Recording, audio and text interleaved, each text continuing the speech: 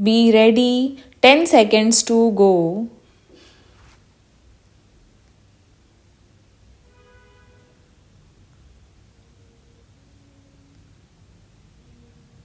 Start. Sir, the mounting, galloping public expenditure, mainly financed not out of real resources but out of public debts or borrowings, creates an internal debt trap, and that can be only matched or met by seeing that whatever money is spent productively, and all the money that is not being spent productively is cut out. There is control on expenditure.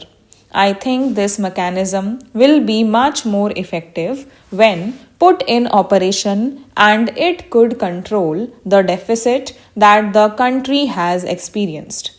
Now, sir, the objective and philosophy of the plan squarely put as the Nehruvian model of growth with social justice based on modernization. Our economy has progressed on these lines, and the entire industrial sector is in the midst of a new industrial revolution.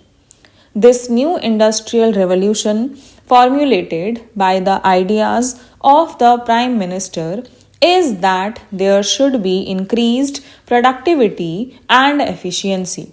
It also reflects the modern management technique. All these are the qualitative aspects of the new industrial revolution that is ushered into the country as the second industrial revolution.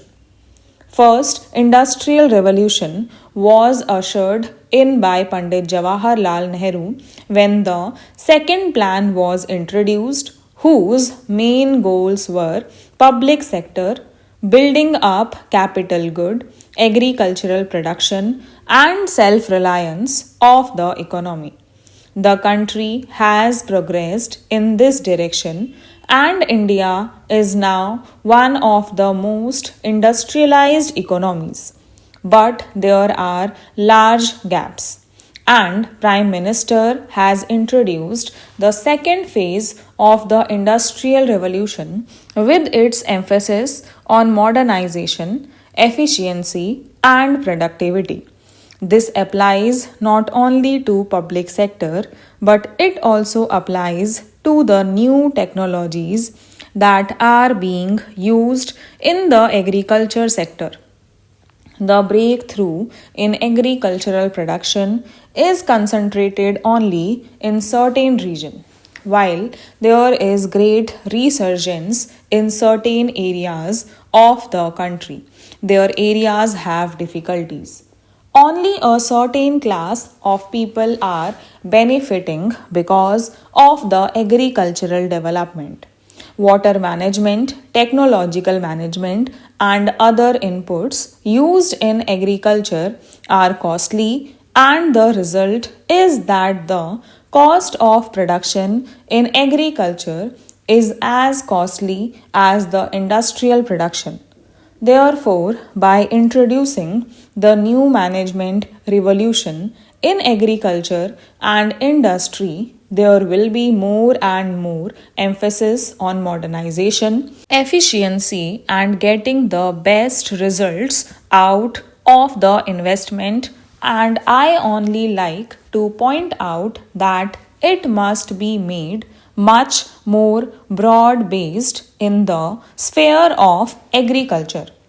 It must be extended to other areas where it is not existing now. For example, we should put in more efforts in northeast and central areas. It must get out of the regional trap and spread to the whole country. In addition, our agricultural products must be less costly. There was a time when we could not export even though we had produced more. We could not export because we had to subsidize our agricultural products. Reducing the cost will improve our exports also.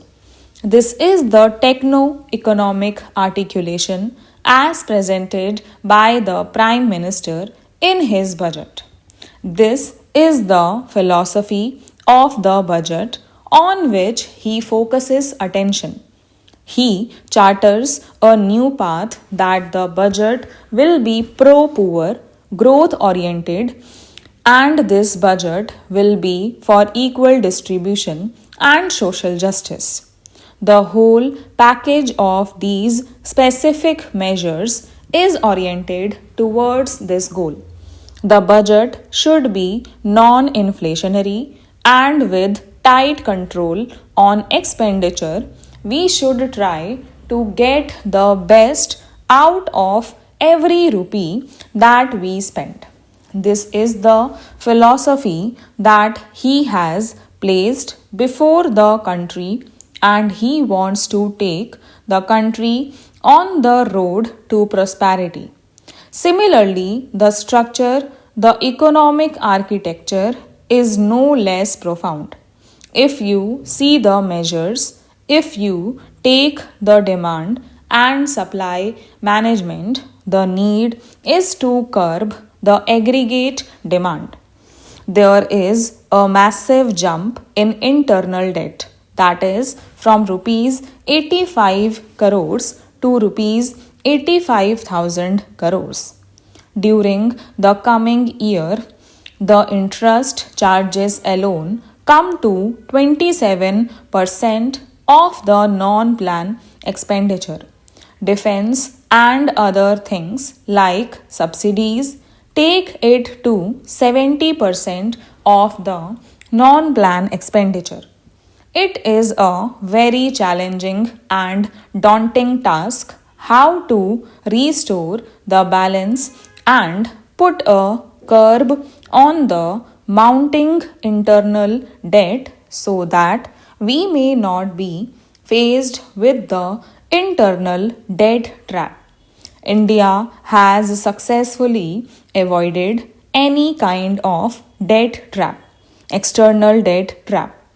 Actually, if you see the report of the World Bank or the International Monetary Fund or any other organization, India is a shining example of development compared to any other developing country.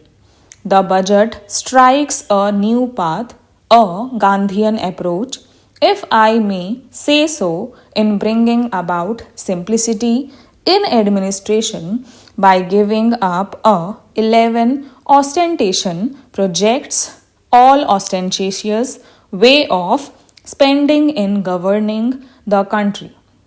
This is being reintroduced in this budget, which has removed all the frills and ostentations by cutting down and postponing all the slow moving projects and replacing them with fast moving ones. Large funds are allocated for the rural poverty alleviation through increase in productive employment.